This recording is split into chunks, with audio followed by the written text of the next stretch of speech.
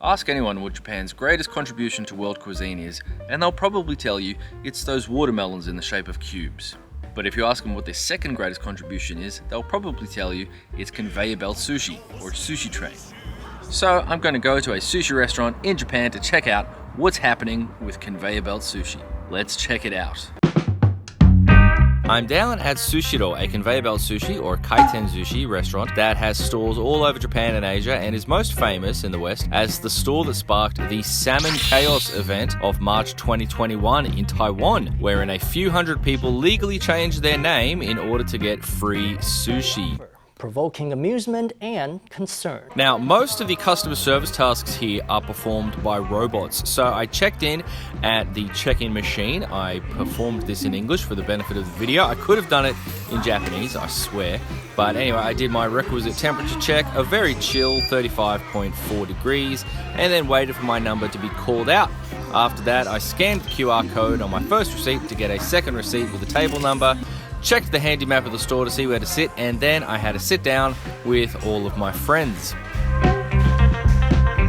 In the olden days, you'd have to pick your favourite sushi off the conveyor belt as it came by, or ask someone to take your order. But with the advent of tablets, this has really changed the way that kaitenzushi works. Basically, all of your food is ordered from the tablet now, and hardly anyone picks up a dish from the conveyor belt. It's mainly just condiments, adverts, and the occasional lonely-looking bit of sushi. And sometimes there's this sort of rock melon-based dessert that comes around. Now, the menu can be read in Japanese, English, Chinese, or Korean, so that is really helpful, although it does remove a bit of the lucky dip element that used to exist when all you could see was the pictures. Also, the UI on this tablet is one of the better tablet menus I've seen, so it makes it really easy to order a whole bunch of sushi. So anyway, I ordered a whole bunch of sushi. Sadly, they were out of horse meat, but they did still have something called water snail, so I managed to get that. I got myself some free green tea and a bumload of complimentary ginger, a sachet of wasabi, gratis, and some soy sauce that I didn't even have to pay for. That is good service.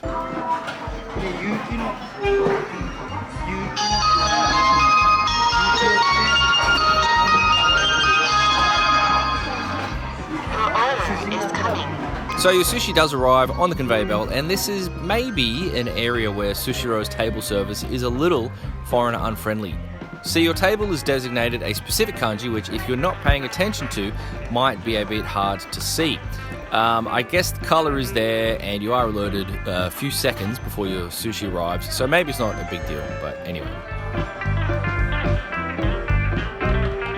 I got started with a pretty decent spread, some ikura, some tuna, some other fish, which I can't quite remember the name of, but it was very nice. Like most restaurants in Japan, you can get alcohol, again, ordered by tablet, and they have a foolproof method to make sure that underage people are not getting alcohol.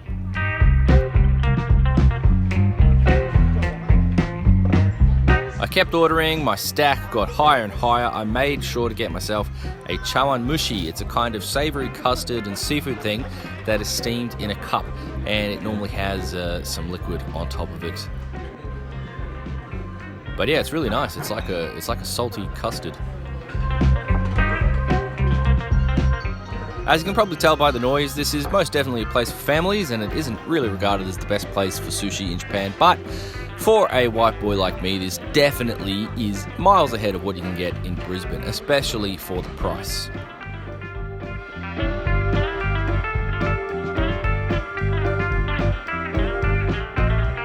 So, having plied my way to a pile of plates, I called up the member of staff to assess the damage.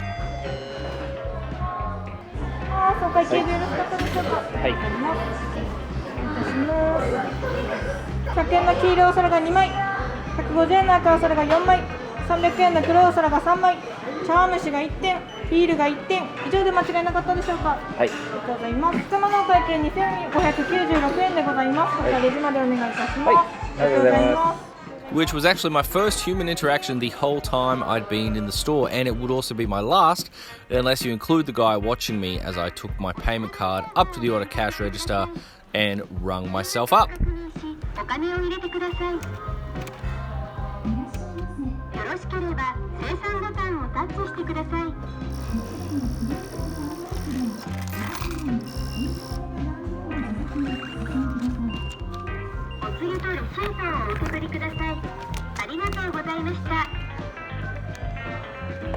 So all up, the damage was 2,596 yen, about 30 bucks. Not bad, but you know, I did get some pretty fancy dishes, and I also got a beer, so that did increase the price a bit. I shudder to think how much that would have cost in Brisbane. Quite a bit more, I would expect. But anyway, thank you for joining me on this journey. I hope you did enjoy it. If you enjoyed watching me awkwardly eat something in silence, then you can watch this other video of me in a McDonald's doing something very similar.